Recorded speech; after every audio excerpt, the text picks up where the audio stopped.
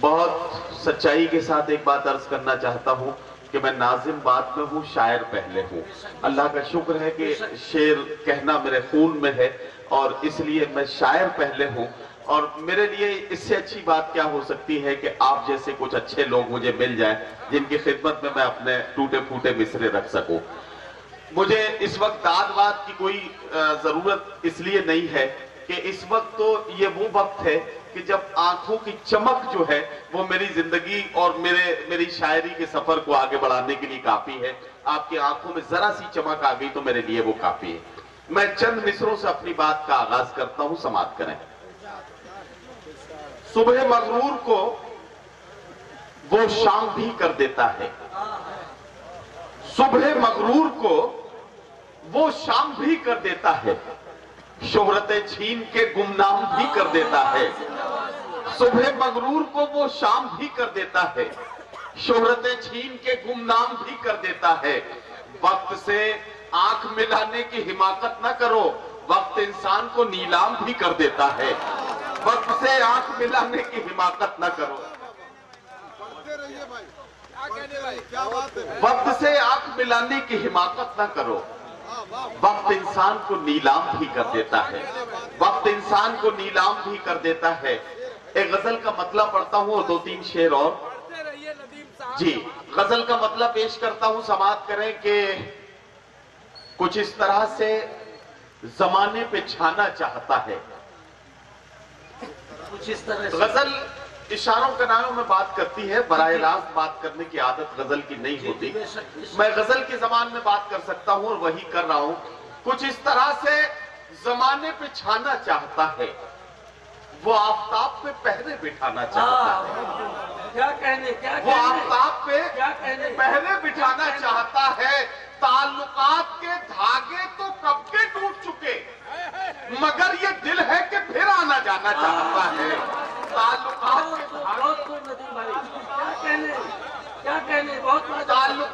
دھاگے تو کب کے ٹوٹ چکے، تعلقات کے دھاگے تو کب کے ٹوٹ چکے، مگر یہ دل ہے کہ پھر آنا جانا چاہتا ہے۔ چٹک رہا ہے جو رہ رہ کے میرے سینے میں، یہ مجھ میں کون ہے جو ٹوٹ جانا چاہتا ہے۔ چٹک رہا ہے جو رہ رہ کے میرے سینے میں، یہ مجھ میں کون ہے جو ٹوٹ جانا چاہتا ہے۔ جو قطرہ قطرہ اکٹھا ہوا تھا آنکھوں میں، وہ خون اب میری پلکوں پہ آنا چاہتا ہے۔ جو قطرہ قطرہ اکٹھا ہوا تھا آنکھوں میں، جو قطرہ قطرہ اکٹھا ہوا تھا آنکھوں میں، وہ خون اب میری پلکوں پہ آنا چاہتا ہے، وہ خون اب میری پلکوں پہ آنا چاہتا ہے۔ امیر شہر تیری بندشیں معاذ اللہ، فقیر اب تیری بستی سے جانا چاہتا ہے۔ امیر شہر تیری بندشیں معاذ اللہ، فقیر اب تیری بستی سے جانا چاہتا ہے، فقیر اب تیری بستی سے جانا چاہتا ہے۔ غزل کا مطلب یوں ہے نسیم فیضی صاحب کہ وہ شخص باعمل تھا مگر ضد پاڑ گیا، وہ شخص باعمل تھا مگر ضد پاڑ گیا، اپنوں سے دور ہو کے مصیبت میں پڑ گیا، اپنوں سے دور ہو کے مصیبت میں پڑ گیا۔ مٹی سے اپنی جو بھی وفائیں نہ کر سکا، مٹی سے اپنی جو بھی وفائیں نہ کر سکا، وہ پیڑ آندھیوں میں جڑوں سے اکھڑ گیا۔ مٹی سے اپنی جو بھی وفائیں نہ کر سکا، وہ پیڑ آندھیوں میں جڑوں سے اکھڑ گیا۔ اس نے بھی، یہ شعر بطور خاص میں بطور خاص کرتا ہوں، جس مٹی سے اپنی جو بھی وفائیں نہ کر سکا، وہ پیڑ آندھیوں میں جڑوں سے اکھڑ گیا۔ اس نے بھی سب کے ساتھ میری کی مخالفت، اس نے بھی سب کے ساتھ میری کی مخالفت، جس کے لیے میں سارے زمانے سے لڑ گیا۔ اس نے بھی سب کے ساتھ میری کی مخالفت، ندیم بھائی بہت خوب، اس نے بھی سب کے ساتھ میری کی مخالفت، جس کے لیے میں سارے زمانے سے لڑ گیا، جس کے لیے میں سارے زمانے سے لڑ گیا۔ اور جس دن میرے عروج کی اس نے خبر سنی، جس دن میرے عروج کی اس نے خبر سنی اس دن سے اس کا ذہنی توازن بگڑ گیا، اس دن سے اس کا ذہنی توازن بگڑ گیا۔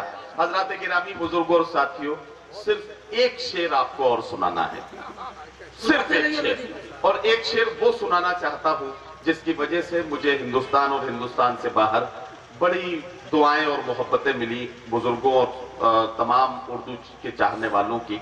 میں وہ شعر آپ کی عدالت میں پیش کرنا چاہتا ہوں، دو مصرے اس کے لیے برداشت کر لیں اور اس کے بعد وہ شعر۔ زمانہ جس کے لیے اہتمام کرتا ہے وہ میرے دل کے کھنڈر میں قیام کرتا ہے۔ زمانہ جس کے لیے اہتمام کرتا ہے وہ میرے دل کے کھنڈر میں قیام کرتا ہے۔ اور یہ دو مصرے سن لیجئے حضرات گرامی، یہ آج کل ہمارے ہر گھر آنگن کا مسئلہ ہے، اسے میں نے آپ کی خدمت میں پیش کر رہا ہوں۔ اگر بات سچی ہو تو اپنی دعاؤں سے نواز دیجیے گا۔ یہاں جتنے بزرگ بیٹھے ہیں ان تمام بزرگوں کے قدموں میں رکھتا ہوں یہ دو مصرے، اگر بات سچی ہے تو آپ کی آنکھوں کی چمک میری محنت کی وصول کرانے کے لیے کافی ہے۔ میں یہ دو مصرے پڑھنا چاہتا ہوں۔ یہ کہ زمانہ جس کے لیے اہتمام کرتا ہے وہ میرے دل کے کھنڈر میں قیام کرتا ہے۔ ضعیف باپ سے جو بات تک نہیں کرتا، ضعیف باپ سے جو بات تک نہیں کرتا، امیر شہر کو جھک کر سلام کرتا ہے۔ ضعیف باپ سے جو بات تک نہیں کرتا، ندیم بھائی زندہ باد۔ یہ شعر آپ کو ضعیف باپ سے جو بات تک نہیں کرتا، امیر شہر کو جھک کر سلام کرتا ہے، امیر شہر کو جھک کر سلام کرتا ہے۔ مسافر ہو تم بھی، مسافر ہیں ہم بھی، کسی موڑ پر پھر ملاقات ہوگی، چراغوں کو پلکوں میں محفوظ رکھنا، بہت دور تک رات ہی رات ہوگی۔ آج کے صدر علی وقار محترم نسیم صدیقی صاحب سے ملتمس ہوں کہ وہ مائک پر تشریف لائیں اور اپنے خطبہ صدارت میں آج کے مشاعرے پر روشنی ڈالتے ہوئے شورا اکرام اور سامعین اکرام کا شکریہ ادا کرتے ہوئے اس مشاعرے کے اختتام کا اعلان فرمائیں۔ محترم نسیم صدیقی صاحب صدر مشاعرہ۔ نسیم صاحب، صحیح پیہم ہے نشان قیس شان کوہ کن، عشق نے آباد کر ڈالے ہیں دست و کوہ سار۔ میں یہ شعر جناب حاجی بدرالزماں شیخ صاحب کی خدمت میں نظر کرتا ہوں کہ انہوں نے اس مغل پورہ کی سنگلاخ سرزمین پر اتنا شاندار اور عالیشان مشاعرہ جنون کی حد تک جا کر اور کرایا۔ میں ان کو بہت بہت شکر گزار ہوں، شکریہ ادا کرتا ہوں اور امید کرتا ہوں کہ وہ ہر سال یہاں مشاعرے کراتے رہیں گے۔ اور میں سارے شعراء حضرات اور شاعرات محترمہ لوگوں کا شکریہ ادا کرتا ہوں اور مشاعرے کے خاتمے کا اعلان کرتا ہوں۔